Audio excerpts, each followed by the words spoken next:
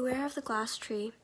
I don't have long to type this out and I don't know how to begin, but I need to warn you so you won't suffer the same fate that I did.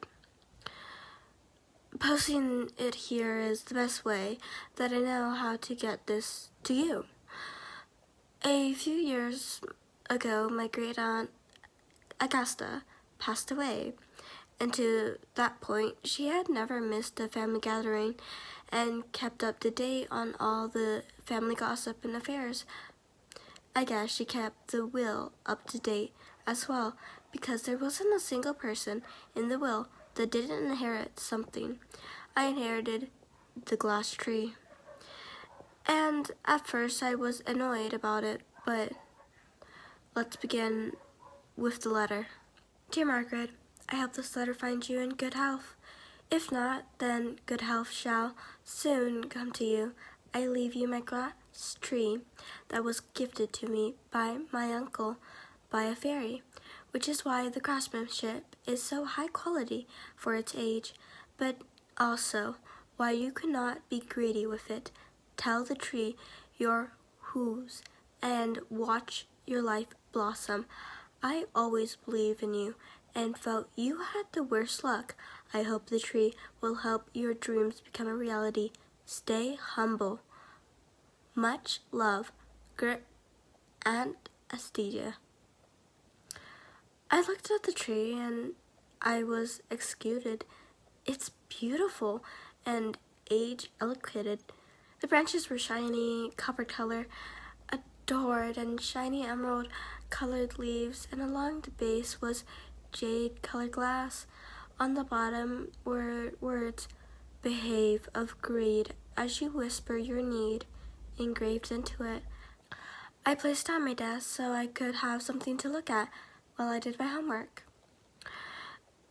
At the time, I was staying with a few other girls in the shabby apartment, which should really have been commended, but we couldn't afford, and it was cheaper and less receptive than staying in a dorm on campus grounds.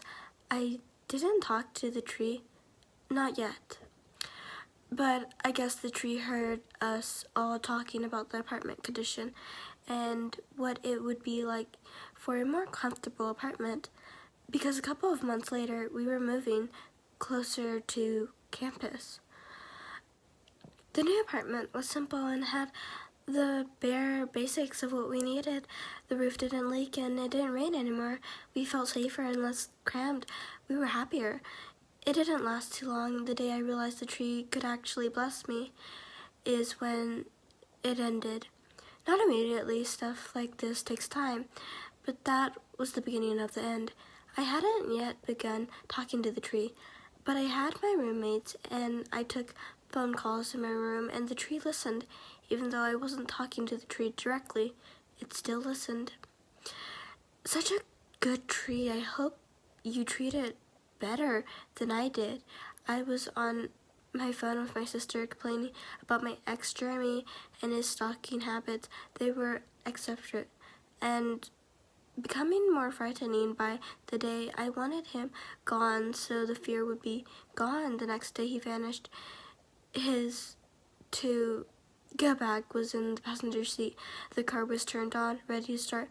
Employees of the burger joint said that they saw him climbing into the car, but he never pulled out. The time stamped on the security footage was the same when I was complaining to my sister. I looked at the tree, acting all innocent, atop my desk, and a cold chill overtook me. My breath became shallow, and I began to feel numb. I threw a piece of cloth over the tree, then avoided my room for the next few days. I was in a panic, afraid of my bones, because the tree had magically made him into non-existent. The tree now felt evil. I feared what it may do if I complained about my boss or anyone else. This lasted for a couple of months until I uploaded some medium that I had no intentions of talking to ever again. Have you read or seen Death Note? She asked me. I shook my head. No.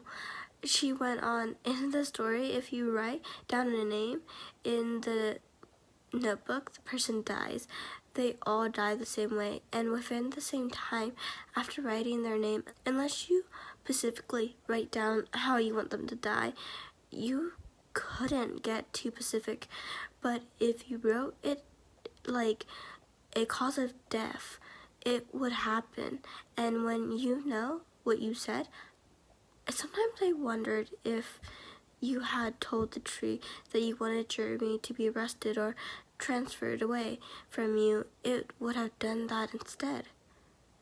Why do you think the tree would have behaved like this in Death Note?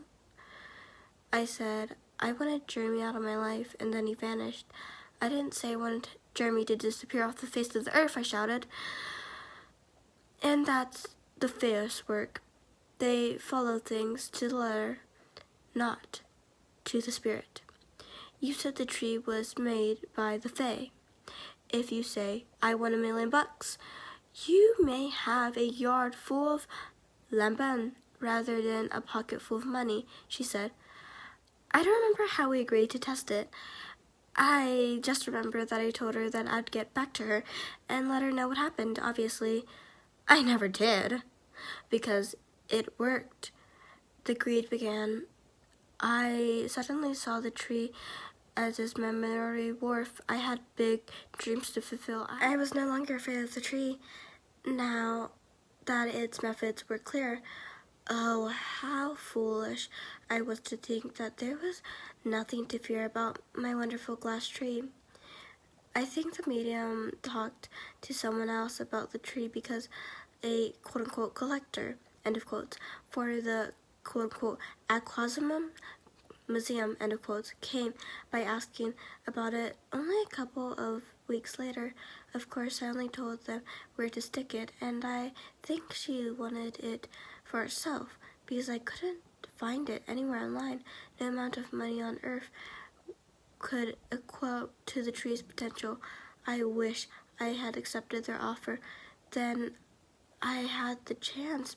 Maybe it will show up at the quote-unquote collector's, end of quotes, house. I didn't go around killing people with the tree, and I couldn't affect anybody who was a celebrity. I think the attention on celebrities is what protects them.